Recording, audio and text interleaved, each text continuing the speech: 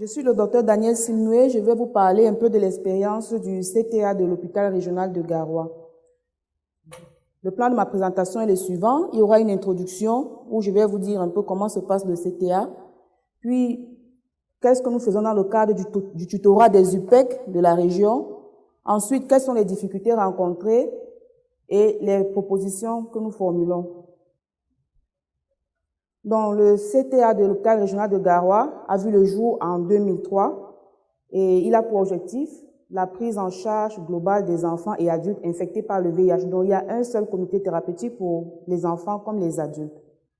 Et il intervient également comme tuteur pour les unités de prise en charge de la région du Nord en partenariat avec le GIP Esther, qui nous apporte un soutien logistique et financier.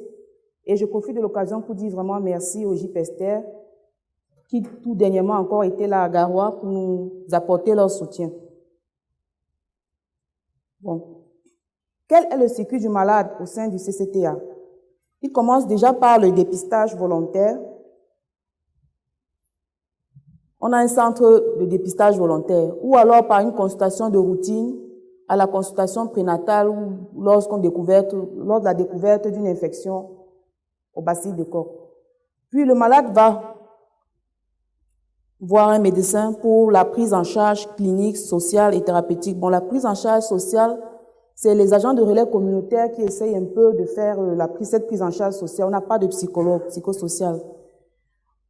On donne un bilan d'orientation ou pré-thérapeutique au malade qui va l'effectuer au niveau du centre Pasteur. On a une annexe à Garoua parce qu'à l'hôpital régional, nous n'avons pas de laboratoire. Mais le centre Pasteur est situé à environ 300 mètres de l'hôpital. Puis, le dossier va passer au comité thérapeutique. Le malade est mis sous traitement et il retourne à la pharmacie pour l'approvisionnement en médicaments.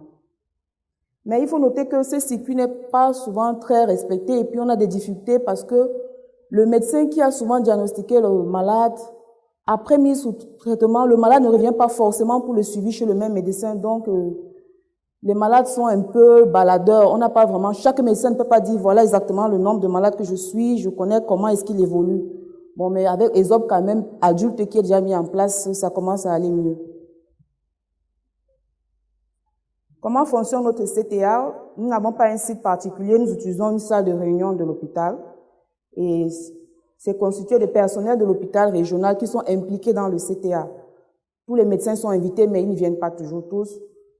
Il y a les personnels d'autres structures de santé de la ville parce qu'il y a un seul comité thérapeutique pour toute la ville de Garoua. Donc, il y a des hôpitaux privés, il y a des hôpitaux confessionnels, il y a des centres médicaux d'arrondissement qui envoient également leurs malades à notre niveau. Il y a également les personnels associatifs qui font partie du CTA, comme l'association Soleil, qui prend les malades, les PVVS, sur le plan psychologique. Bon, ce CTA se tient tous les jeudis après-midi à 14h30. Bon, il débat essentiellement des cas cliniques et des problèmes rencontrés au quotidien dans la prise en charge des PVVS. Et nous avons le soutien du CHU de Nancy avec qui nous collaborons. Et je profite également pour leur dire merci parce que la semaine dernière encore, ils étaient au niveau de l'hôpital pour nous faire une formation continue.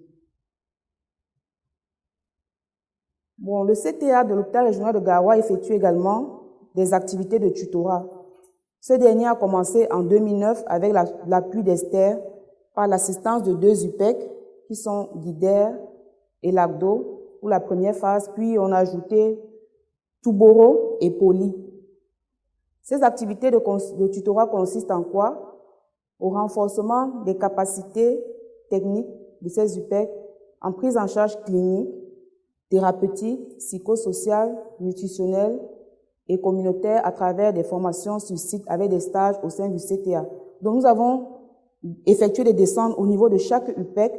Nous avons formé le personnel qui travaille dans l'UPEC. Puis ensuite, ils sont venus au niveau du CTA pour quelques jours pour faire également une formation, un stage au sein de notre CTA. Comme autre activité, c'est les supervisions facilitantes pour identifier les points positifs et négatifs au sein de ces UPEC-là. Et ces activités de supervision sont effectuées par le coordonnateur du CTA, qui est un médecin généraliste. Quelles difficultés nous rencontrons? Déjà, la prise en charge des enfants n'a pas changé depuis le tutorat. On n'a pas senti vraiment une nette amélioration. Parce que il faut noter que dans la région du Nord, les districts sont un peu très vastes. Les UPEC qui doivent mettre les enfants sous traitement. Ces enfants doivent être diagnostiqués déjà dans des centres de santé qui ne sont pas toujours situés tout près des UPEC et qui sont gérés parfois même par des aides-soignants qui n'arrivent pas à reconnaître chez un enfant une infection à VIH. Donc, les principales difficultés dont rencontrer, c'est quoi? On a une rupture de stock d'ARV pédiatrique.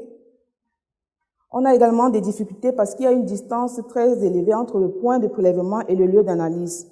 Donc, parfois, sur certains échantillons, on se pose encore des questions.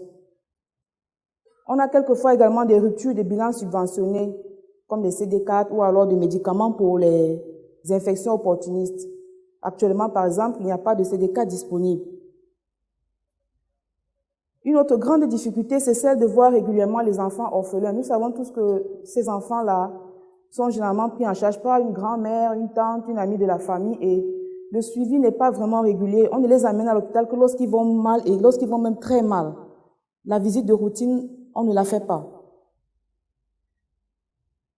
On a également comme difficulté le manque de suivi clairement défini de l'enfant VIH. Il n'y a pas de système d'information. Parce que les enfants peuvent être vus par n'importe quel médecin de la ville. Déjà, s'ils ne sont pas éligibles au traitement, au niveau du CTA, on n'est même pas informé qu'il y a un enfant qui est positif et qui n'est même pas encore éligible au traitement. Deuxièmement, lorsque les enfants sont mis sous traitement, après, ils ne reviennent pas forcément à mon niveau, moi, la pédiatre. Donc, il est suivi par différents médecins et comme on n'a pas encore un système informatisé, c'est fait que les données sont un peu éparses. L'autre grande difficulté, c'est le manque de travail collaboratif avec la PTME. Les mamans qui sont séropositives accouchent. Les enfants ne sont pas systématiquement envoyés à notre niveau pour qu'on puisse les dépister à temps. Quelles solutions nous proposons donc? Que puissent se tenir des réunions trimestrielles d'échange entre les responsables du CTA et le laboratoire et que ce dernier puisse assister également au comité thérapeutique parce que nous avons souvent des petites interrogations pendant nos réunions, mais ils ne sont pas là.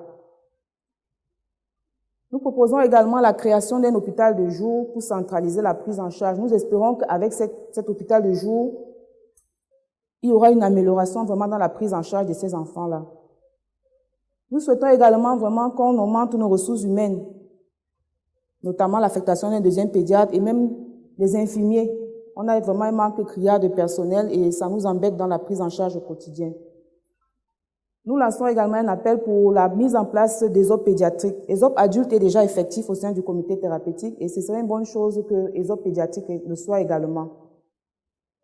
Et puis que les activités de la PCME soient vraiment très intensifiées afin que pour chaque malade qui arrive, enfant malade qui arrive en consultation dans les centres périphériques, que l'infection à VIH soit systématiquement recherchée pour que ces enfants ne nous parviennent pas à un stade déjà très évolué de la maladie. Et avec tout ce que j'ai suivi depuis tout à l'heure, vraiment, je propose également que la délégation des tâches soit très vite effective chez nous. Je vous remercie.